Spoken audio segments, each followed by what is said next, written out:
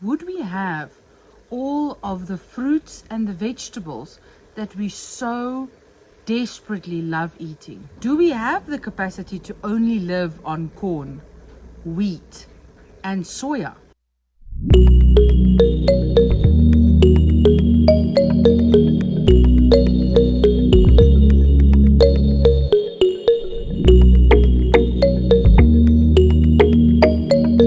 The same question haunted me after watching a documentary about bees. I was even more shocked when I started doing research, and that is when I realized how bad it actually has become and the important role that they play in our ecosystem. Well, you might be sitting here right now saying, "No, Marnie, it can't be that bad. I think you are really over exaggerating it." So I'm just going to share with you a short snippet of the research that I done. And trust me, I'm taking a lot of research, a lot of days behind my computer and compressing it for you into a small amount. And I can guarantee you that this research is going to shock you. According to usafacts.com, America has been losing up to 40% of their ever since 2016. Kansas has the highest loss rate of colonies, losing 1/5 of all of their bee colonies in just 7 years. Second of all, pesticides is one of the leading factors why we are losing colonies faster than we can make them, because unfortunately, although we've made a lot of advancements in our agricultural sector, we love our perfectly shaped fruits and vegetables. And the only way for the farmers to actually get it to look that way we want it, they need to use things like pesticides.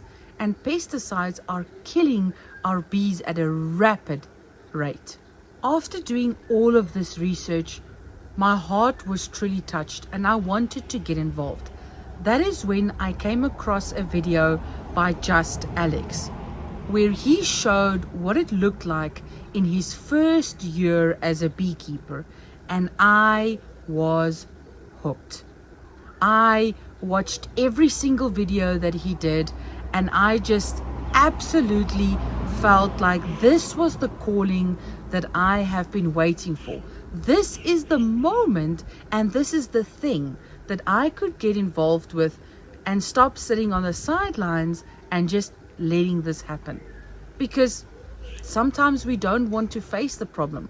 We just hope that someone else will step in on our behalf. Then at that moment, I realized that I no longer want to just sit on the sidelines and not do anything. I wanted to reduce my own impact that I was having on this ecosystem. It awoken my mind to the reality that I no longer wanted to be on the side. I wanted to get involved. And what could I do to help and assist in saving the bees? This was the moment that I decided to quit my job in construction and to pursue my love for beekeeping. At that moment, I realized that I cannot think of doing any other thing with my life for the rest of my life than being a full-time beekeeper. From the moment that I opened up my first hive, I was hooked. I was so in love with beekeeping. And maybe you are sitting watching me right now and you're also feeling that tug inside of your heart. Somewhere deep, something is telling you, I also want to get involved. What can I potentially do? Maybe you are not like me. You don't want to work with bees directly. But I'm going to be sharing with you 5 things that you can do to help support our beekeeping efforts, to support the bees and help us to restore this vital ecosystem and help it to flourish as it did before. Number 1, support your local beekeeper. Please stop buying all of these bee-based products from huge chain stores. Rather buy it from the local beekeepers.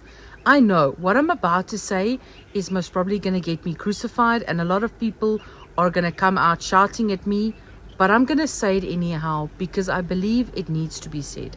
The reality is, a lot of your imported honey and your mass-produced honey is sent through a heating process.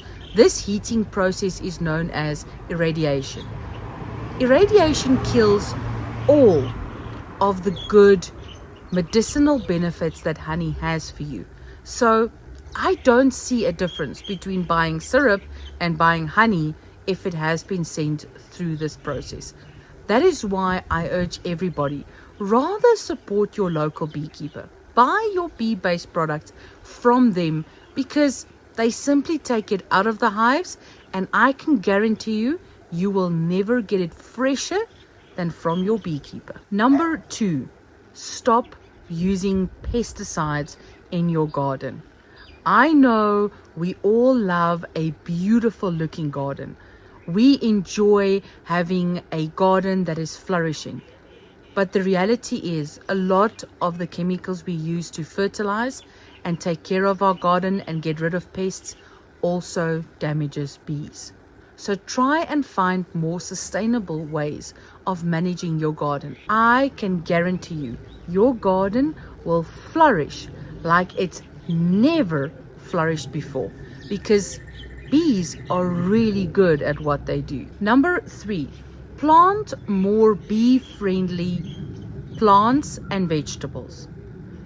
Go to your local nursery and find plants that are more conducive towards bees. 80% of all flowering flowers and vegetables are pollinated by bees. Taking a trip down to your nursery and getting some bee-friendly plants and flowers would be absolutely amazing for the pollinators. Remember, bees do pollination for free, but it's the nectar that they are after, because the nectar they turn into honey. So if you increase the amount of flowers that are bee friendly, you will attract these pollinators naturally.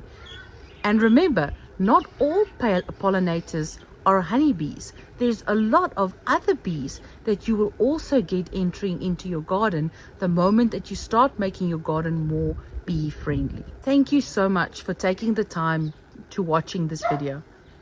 I really enjoyed sharing my journey and the reasons why I decided to become a beekeeper. I want to make a change. I have 4 children.